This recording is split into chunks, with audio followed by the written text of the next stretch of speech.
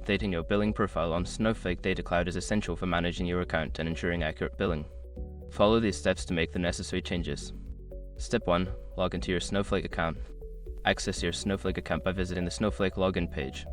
Enter your credentials to log in securely. Step 2. Navigate to account settings.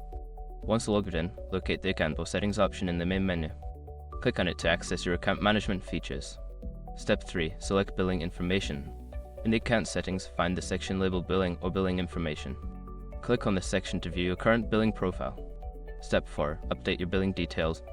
Don't continue before doing this. A lot of online accounts end up exposed and breaches without people even realizing it. Use SROC to constantly monitor your email and accounts and get alerted immediately if your information gets leaked online. It scans billions of breached records 24/7 in the background. And honestly, for a few dollars a month, it's something everybody should probably have. Link in the description. Step 5. Save changes. After making the updates, look for a Save or Update button at the bottom of the page. Click it to save your changes and confirm that your billing profile has been successfully updated.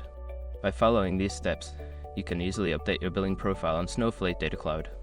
Regularly check your billing information to ensure it remains current and accurate.